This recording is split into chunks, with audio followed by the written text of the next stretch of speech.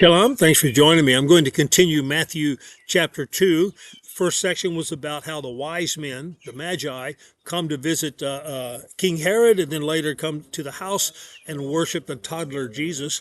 So now what happens? King Herod is now highly upset because he thinks that there is a rival born that is going to take his kingship away from him. And like any paranoid tyrant, he reacts very badly. So let's pick up at that in verse 13. When they had gone, the wise men, the Magi, an angel of the Lord appeared to Joseph in a dream. Get up, he said, take the child and his mother and escape to Egypt. Stay there until I tell you, for Herod is going to search for the child to kill him. So he got up, took the child and his mother during the night, and left for Egypt, where he stayed until the death of Herod. So was fulfilled what the Lord had said through the prophet, out of Egypt I called my son. By the way, that's Hosea chapter 11, verse 1.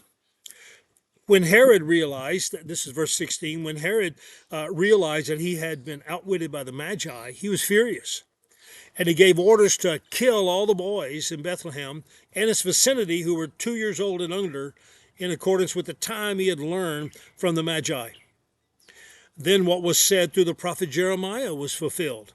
A voice is heard in Ramah, weeping in great mourning, Rachel weeping for her children and refusing to be comforted because they are no more.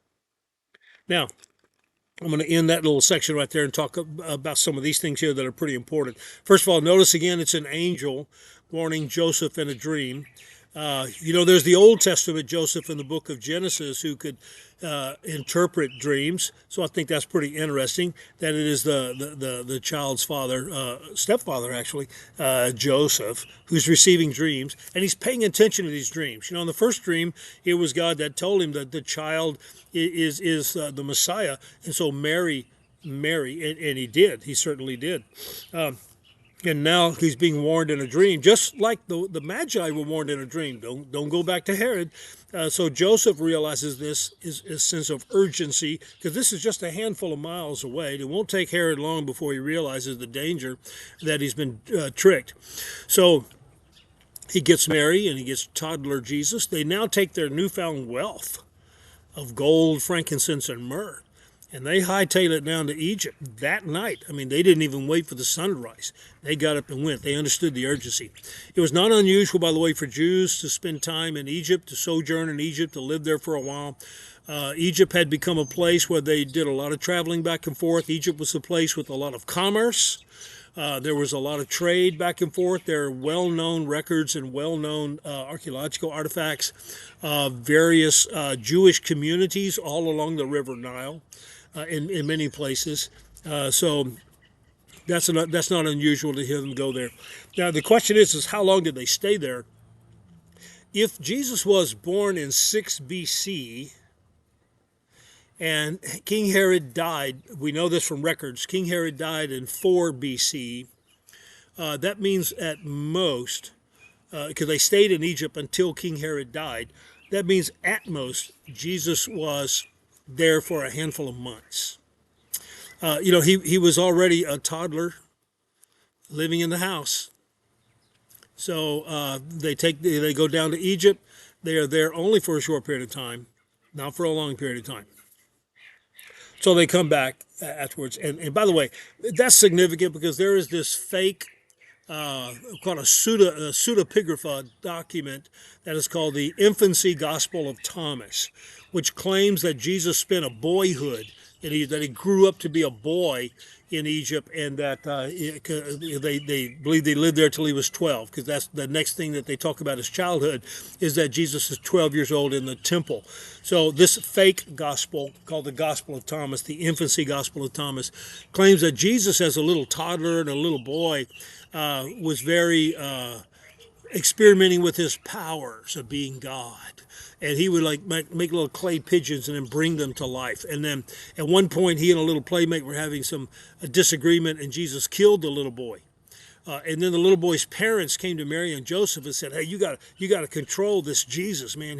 He's out of control." And so Mary and Joseph had to shake their finger at little toddler, little boy Jesus, and Jesus raised the little boy from the dead, but he struck the parents blind for complaining.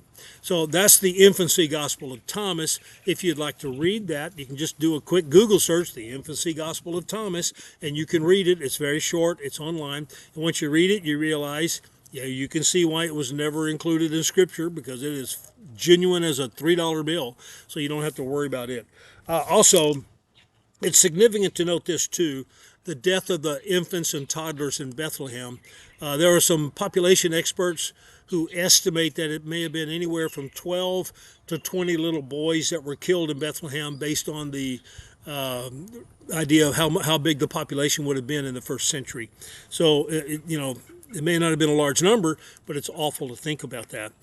By the way, Bethlehem, the tomb of Rachel is near Bethlehem.